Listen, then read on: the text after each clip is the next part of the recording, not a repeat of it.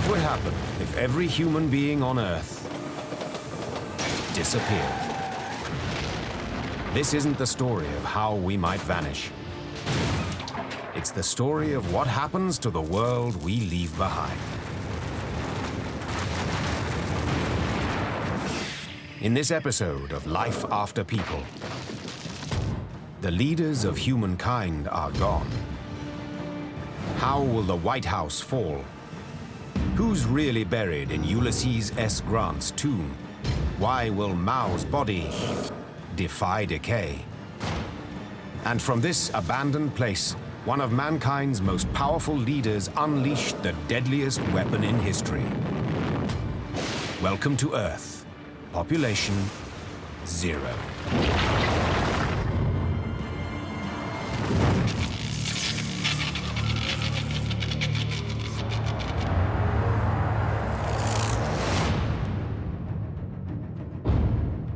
Man's presidents, prime ministers, dictators, and kings are gone, leaving behind their worlds of extreme security and luxury. From the White House, to the Forbidden City, to the palace at Versailles. Which of these powerful places will last the longest when there's no one to declare war on nature's advancing armies?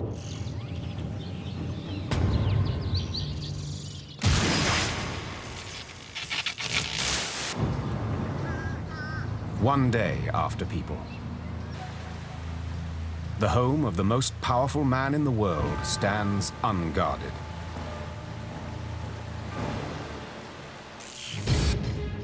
Originally known as the President's Palace or the President's House, Theodore Roosevelt made a long-standing nickname official in 1901 when he added the words White House to the presidential letterhead.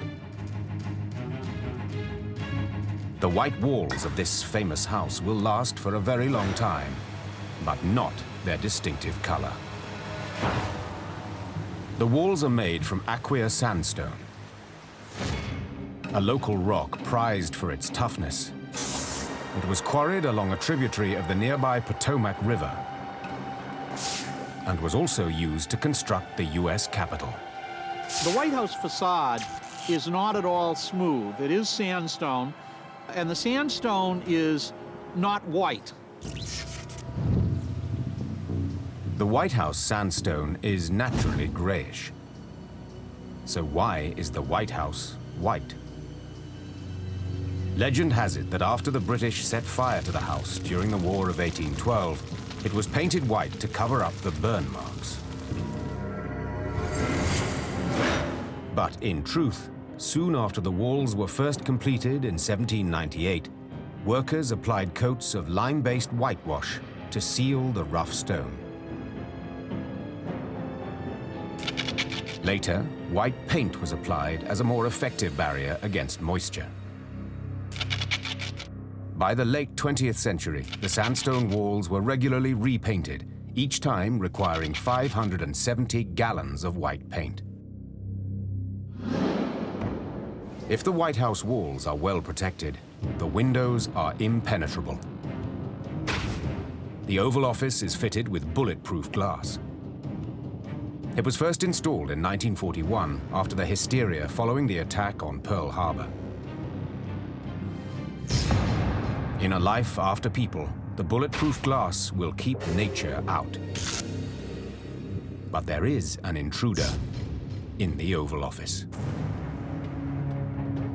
Bo, the president's dog, has come to the West Wing.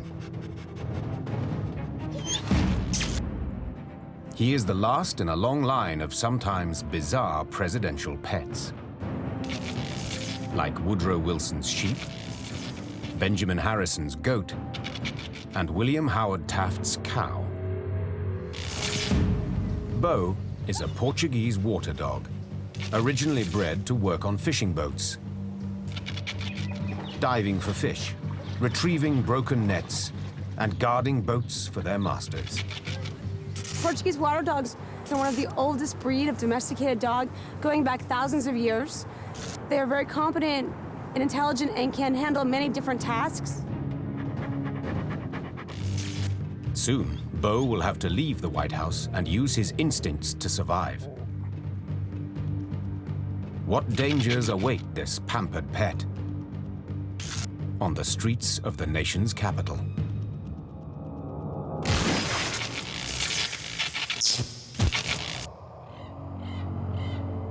Two days after People.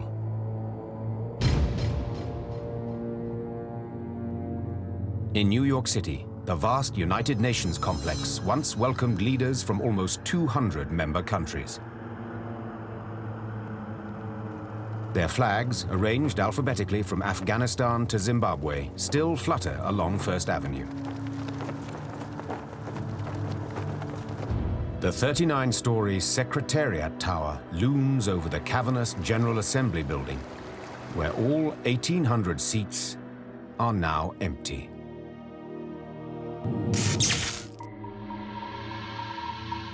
In the UN's vast sub-basements, an eerie glow still filters through the hallways and offices. These glow-in-the-dark markers guided workers safely out of the building during the 2003 Northeast blackout that darkened New York City.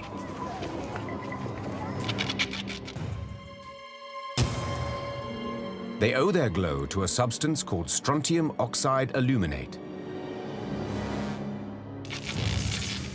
Exposed to light, its electrons are pushed to a higher energy state. In the dark, they lose energy, giving it off in wavelengths of greenish-yellow light. The emergency lighting basically takes its energy from the regular building lights. So after the regular building lights go off, you're still going to see an eerie glow. But these markers can only glow for up to 20 hours. With no electric lights to recharge them, this vast labyrinth will soon join the rest of the city and the world in total darkness.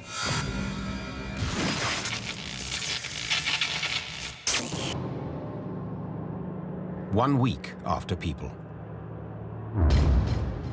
Around the world, mankind's leaders remain embalmed and entombed. For one infamous communist dictator, the recipe for immortality was a botched job. Few dared to oppose China's leader Mao Zedong. His policies and execution orders are believed to have killed up to 70 million people. On the 9th of September 1976, he died at the age of 82. Despite Mao's last wishes, calling for his body to be cremated, officials debated over what to do with his corpse. Initially, Mao's body lay in state for a couple of weeks before they started to preserve it. In the 1970s, embalming was rare in China. So the scientists charged with preserving Mao's corpse for posterity had to first research their task. One of the things that the scientists read was that if you embalm the body with a large amount of formaldehyde solution, it would preserve the body indefinitely, or so they thought. Specifically, 16 liters of fluid into the system. They went a little further and infused 22 liters of fluid into the system, which was a complete disaster. The mistake caused bloating and extensive skin damage. But somehow they were still able to create a presentable corpse that would be viewed for decades in a quartz sarcophagus in Tiananmen Square. They bring the body up from the basement every day for a few hours, no more than 4 hours. Sometimes they don't bring the body up at all. Will the secret of Mao's body finally be revealed in a life after People?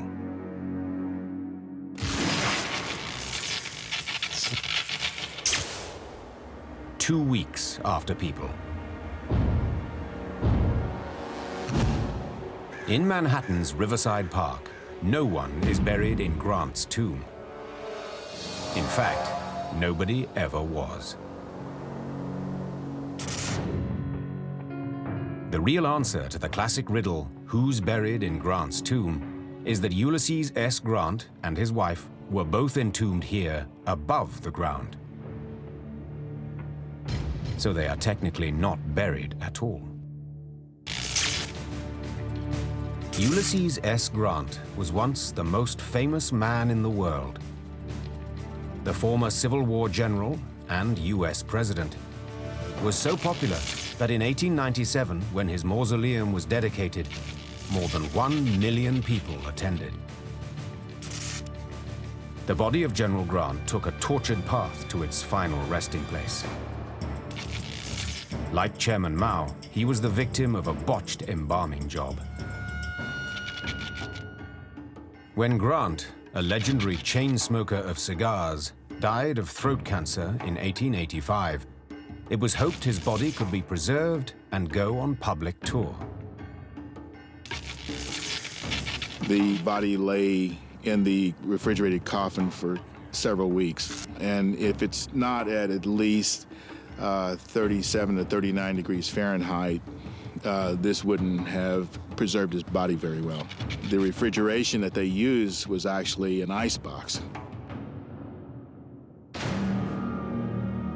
When the public got its first look at Grant, they were horrified. His face was blackened with decay. What no one knew was that the general's face had begun to deteriorate before he died. The cancer blocked the circulation of blood above his neck.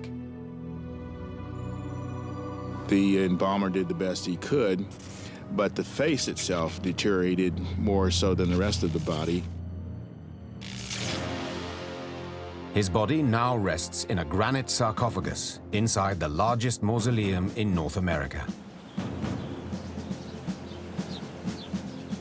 Grant seems well protected, but an enemy force has the general surrounded.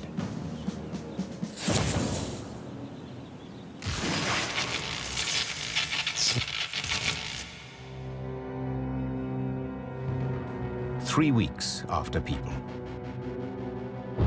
This mansion in Virginia is nearly 200 years old. It houses the groundbreaking inventions of one of America's greatest men. A great clock powered by descending cannonballs. A copying machine used to make duplicate documents. And even one of the first indoor toilets in American history. The house is Monticello, personally built and occupied by President Thomas Jefferson. Despite his opposition to slavery, many of Jefferson's own slaves helped to build his dream house. And it was built to last, like no other home in America at the time. It's extremely well made. It's all constructed out of brick, which is very unusual for this area. Most of the houses around here were made of wood, basically. One of the more innovative features of the house is this metal shingle roof. The current shingles are 316 grade, a surgical grade of stainless steel. The roof was designed to include 13 skylights, a concept far ahead of its time. But now, a potential gateway for destruction. Skylights in any structure, whether it's old or new, do tend to leak fairly quickly as compared to the roof itself or even vertical windows. So those would be a particularly vulnerable area of this building. The home of the author of the Declaration of Independence is holding back Mother Nature's revolution. For now.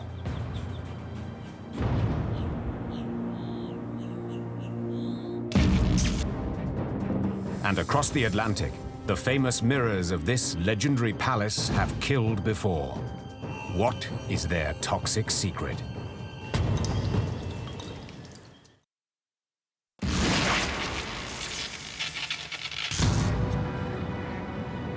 One month after people. Now that the world's leaders are gone, new forces are looking to seize power.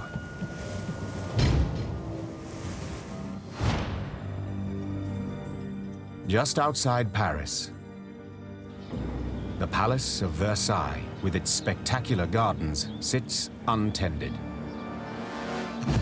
This is one of the most opulent homes built by any leader in history. The palace is 500,000 square feet, 10 times larger than the White House. Its construction in the late 1600s nearly bankrupted France. And it was here that the angry mobs of the French Revolution captured Marie Antoinette and her husband, King Louis XVI, taking them to Paris and eventually the guillotine, thereby overthrowing the French monarchy. In 1919, Versailles was one of the few places that could accommodate the hundreds of dignitaries that had descended on France to negotiate the treaty that ended the First World War. The peace agreement that would become known as the Treaty of Versailles was signed here in the palace's famous Hall of Mirrors. Measuring more than 235 feet, the hall is longer than a 747, and it is lined along one wall with 367 mirrors. Most were originally installed in 1684. Each mirror contains a deadly ingredient: mercury. Every 10 square feet of mirror required more than 100 pounds of the toxic liquid metal. Inhalation of mercury vapors can cause inflammation of the lungs and respiratory failure. And in fact, some of the craftsmen who made the mirrors were killed in the process. Now, could this centuries-old poison determine the fate of this historic hall in A Life After People?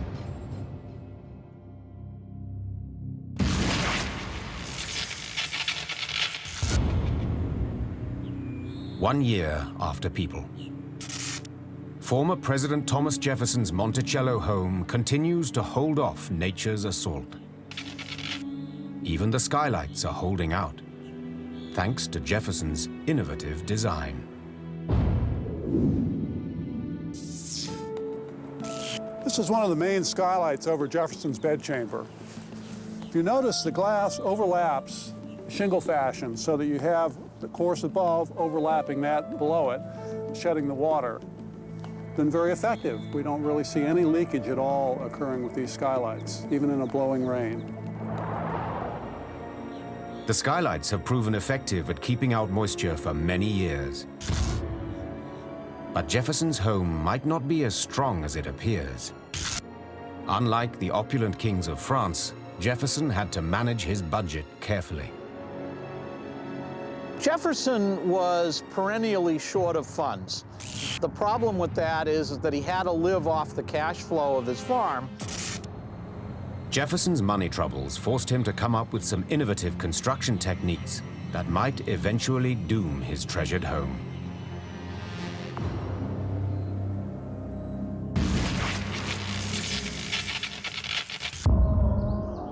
For 8 years, Beau, the former first dog, has survived on his own. Falling back on the survival skills of his ancestors, this Portuguese water dog has sought sustenance from the sea.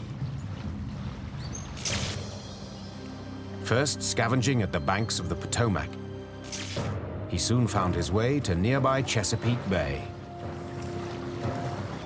Portuguese water dogs worked on fishing boats, and seafood was always a staple part of their diet. He could sniff out clams, other shellfish, or dead fish that wash up on the shore. It's very likely that if he could get south towards the Chesapeake, it would be an abundant food source for Beau to scavenge and survive on for his lifetime. By turning to the food source of his ancestors, Beau has found a way to survive and thrive in a life after people.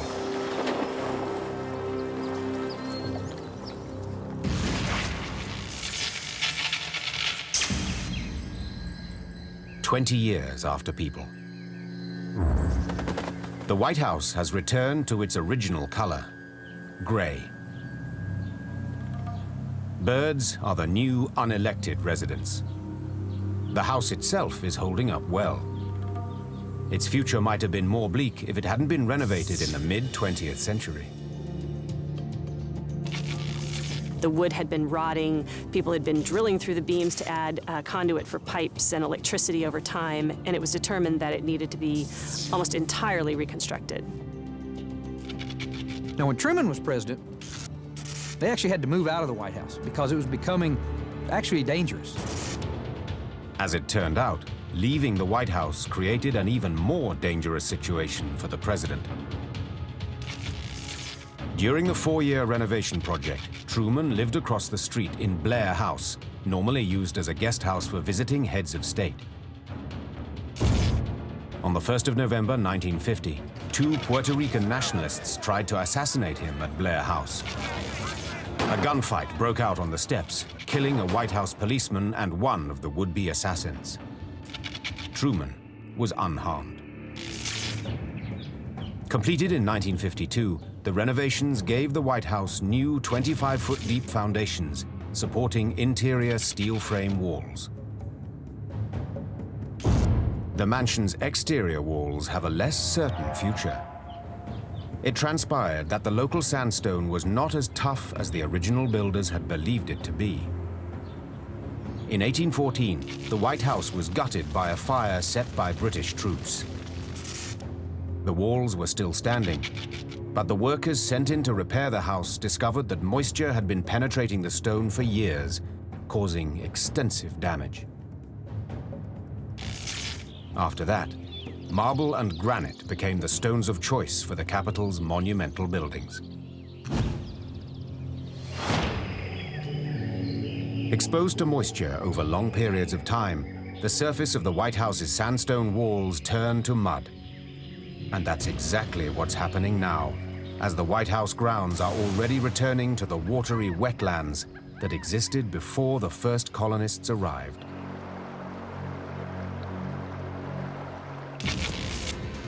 "20 years after people, the places where mankind's leaders exercise their greatest power now conceal the greatest secrets, including one abandoned site in America with a surprising link to the most deadly weapon ever created by people.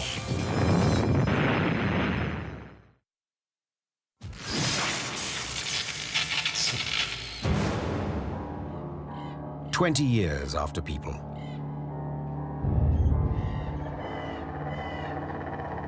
The rusting buildings and splintered docks of this former naval base conceal a dark history. From here, at Hunter's Point in San Francisco Bay, the most fearsome weapon ever launched by one of mankind's leaders set sail into world history. Home to 18,000 workers during the Second World War, this place was the point of departure for hundreds of warships heading to the Pacific.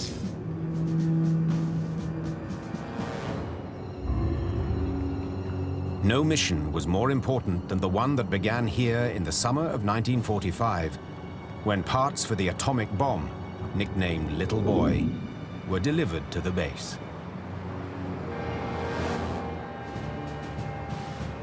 July 16th, 1945, the cruiser Indianapolis was alongside this wharf. The components for Little Boy were loaded.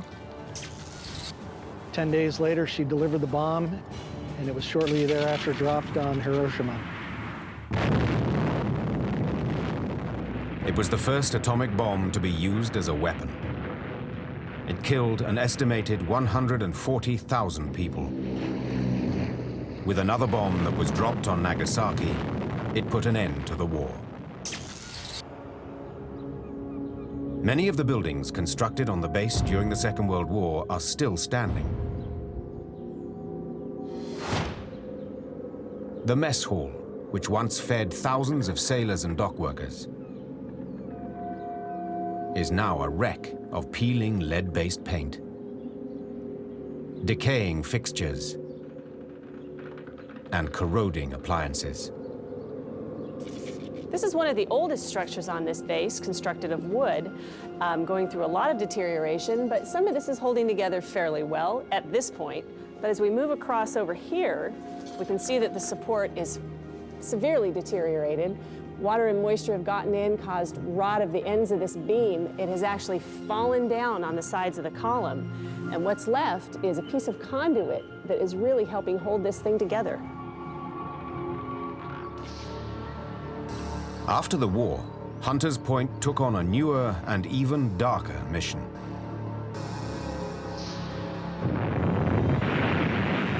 It began in 1946, after the US military conducted secret tests on the effects of nuclear blasts on warships out in the Pacific. The surviving ships from what was called Operation Crossroads were towed back to Hunters Point for decontamination. Workers sandblasted the hulls, unknowingly exposing themselves to dangerous levels of radiation and allowing radioactive paint scraps to fall into the bay. It was the beginning of a toxic saga at Hunters Point. The knowledge gained from decontaminating the ships from Operation Crossroads saw the Naval Radiological Defense Lab established here at Hunters Point. Scientists with the NRDL turned the base into the world's most advanced laboratory for studying the effects of nuclear radiation on everything, including living creatures.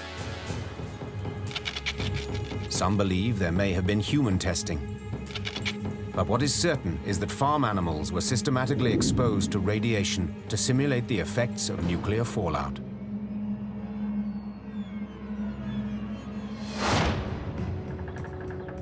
The research here caused widespread contamination. But all the while, people continued to live and work in this place, where now locker rooms stand forgotten and latrines are deep in the clutches of mold and decay. Weeds choke the officers' quarters, and broken windows offer refuge for hundreds of birds.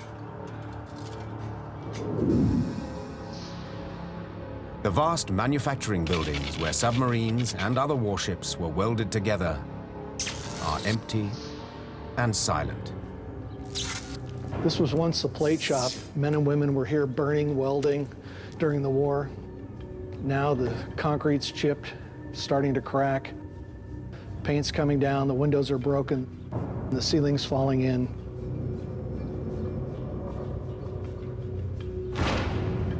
The shipbuilding machine tools were long ago removed and sold for scrap. But much of the office furniture and business machines from another era sit in forgotten decay.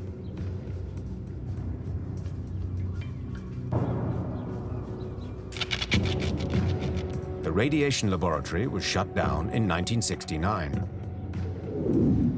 But the work done here is still blamed for abnormally high rates of certain cancers found in the San Francisco Bay Area. In 1989, the base was declared a toxic Superfund site and slated for cleanup and decontamination. That work was still going on in 1991 when the US government shuttered Hunters Point along with dozens of other military bases as part of a widespread cost-cutting measure.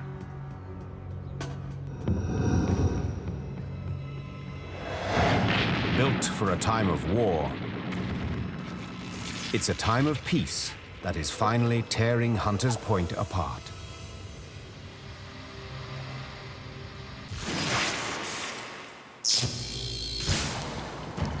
"30 years after people.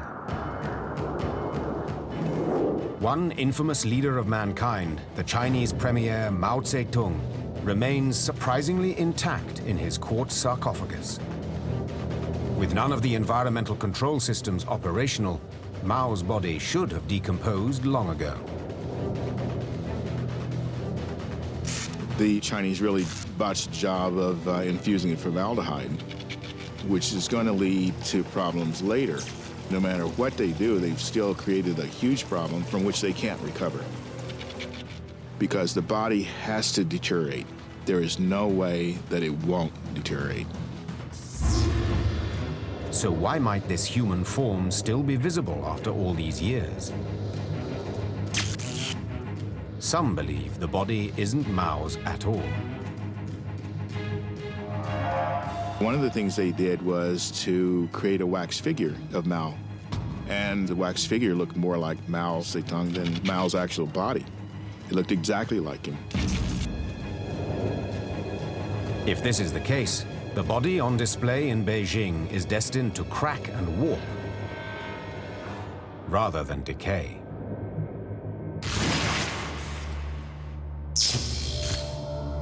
"50 years after people. Just 1 mile from Mao's mausoleum, the imposing wooden buildings of the Forbidden City are covered in a thick blanket of snow. For 500 years, this massive complex was the seat of power for China's emperors. Built in the 1400s, it has 9,999 rooms. Why not 10,000? Because 9 is a lucky number in Chinese culture. The tallest of all the structures is the 122-foot-high Hall of Supreme Harmony, the emperor's ceremonial seat of power. In the center of the hall sits the emperor's ornate throne. It's surrounded by 6 gold-covered columns, rising 100 feet to support the roof, each one carved from a single piece of wood.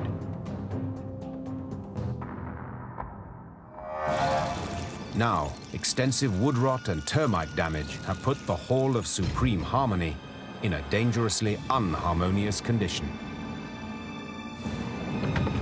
The smaller columns can no longer support the weight pressing down from above. The pillars making up the outer walls of the palace will be particularly vulnerable to attack by water. A high wind, perhaps, might cause it to break sooner, or a heavy snow load on the ceiling.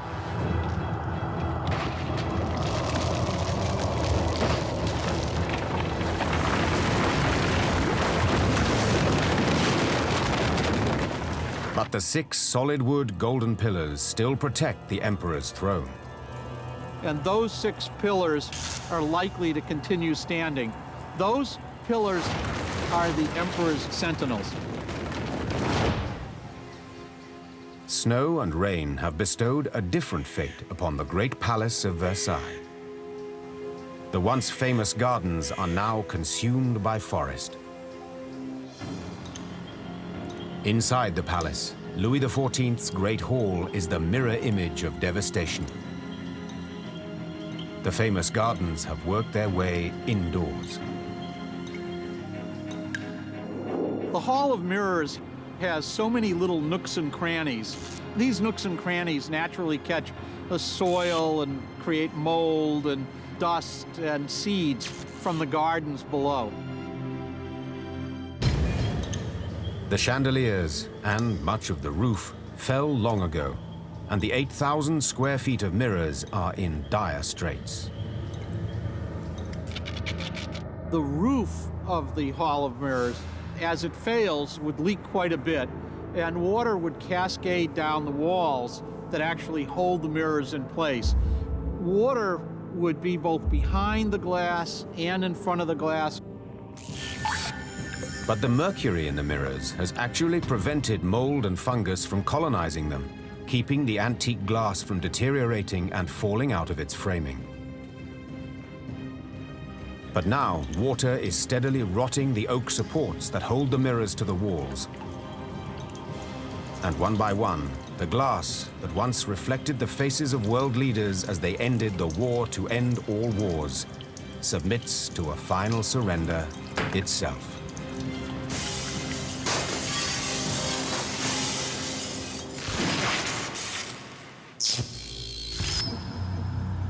"100 years after people. In Manhattan, Grant's tomb is holding strong, but a relentless force is moving to attack. The building is going to stand for a long time, but it's going to be assaulted. And the troops that are going to assault it first are the trees you see around you. The trees are London planes, so notorious for producing organic debris that New York City officials have banned any new plantings of these trees for decades. London planes are bad for buildings because they shed their bark all throughout the year. The shed bark plus the leaves from the tree form soil, very, very fertile area for ivy and other vines to grow. Grant's tomb has been left unattended before. Beginning in the 1960s, mismanagement by the National Park Service left the monument exposed to damage from water, plant growth, and extensive vandalism. The tomb was even used for ritual animal sacrifices, possibly by Caribbean immigrants practicing a religion called Santeria. Grant's tomb was viewed as a national disgrace before it was finally restored and rededicated in 1997.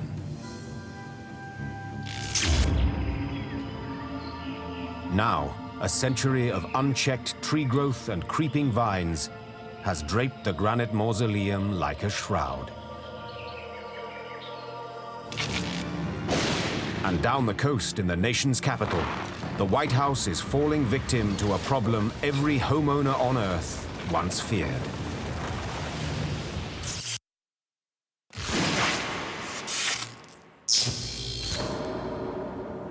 "150 years after people. With no maintenance, Monticello's 13 ingenious skylights are long gone, their glass destroyed by hail and falling tree branches. And the stainless steel shingles could not prevent the wooden roof supports from rotting and collapsing.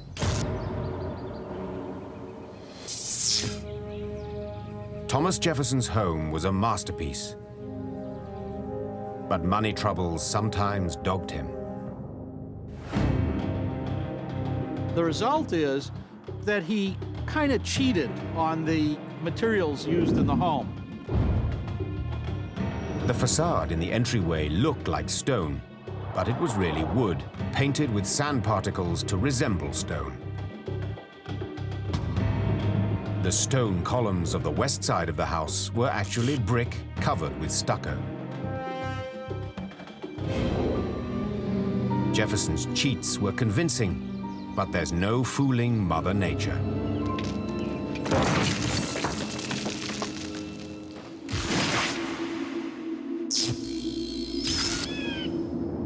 "175 years after people.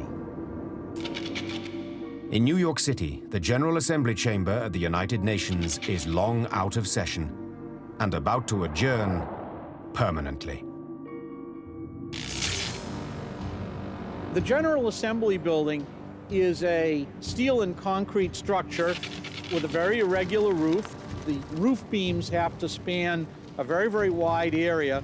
And anytime you have a large space enclosed with no interior columns, you have a failure point. Here, the chatter of dozens of languages was once heard.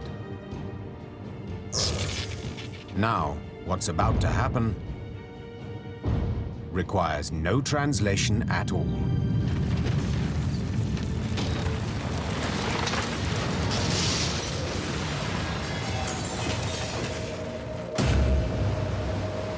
The General Assembly is outlasted by the 39-story Secretariat Tower, but just barely. The steel curtain frame is a teetering, rusted skeleton.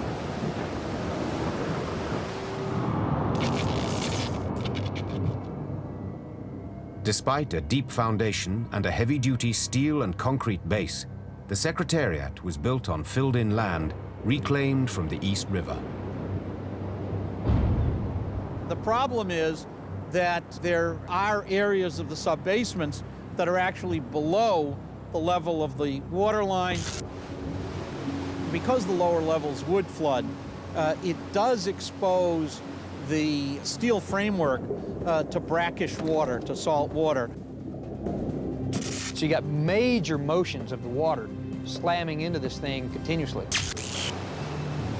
The salt water itself could cause enough corrosion to bring the building down all at once.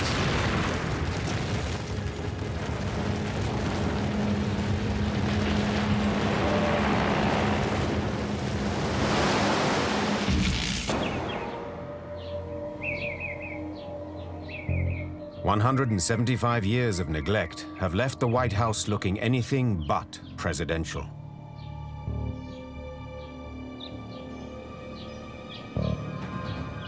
Although the walls are intact, parts of the roof have fallen in. And nothing can stand up to what's happening now in Washington, D.C. In 2006, 2007, there was an Army Corps of Engineers study on the area around the White House and the Capitol Mall. And it turns out that the levees are inadequate to prevent flooding of the area. And in fact, the White House sits right in the middle of what's known as a 100-year floodplain. Even though the White House itself is on a little hill, the sub-basement goes down about 25 feet, and the sewer lines from the White House back down to the mall have to cover that slope. And as water rises to the south of the White House, those sewer lines will fill with water and overflow right back into the White House sub-basement. The porous White House sandstone is degrading to mud, and the home of every president since John Adams slides into a watery grave.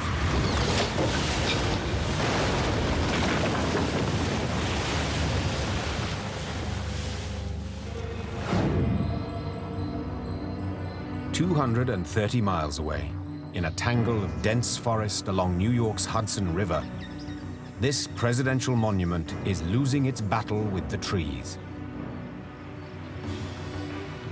Ulysses S. Grant's granite tomb was built to last, but the destructive London plane trees have breached the inner sanctum.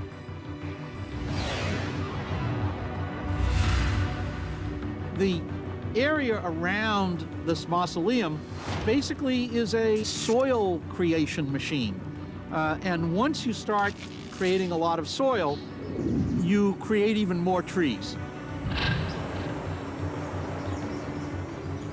In the time of humans, Grant's body lay in a sarcophagus above ground level. But now, the relentless soil production and tree growth have covered him beneath 6 feet of earth. For the first time in history, there is truly someone buried in Grant's tomb.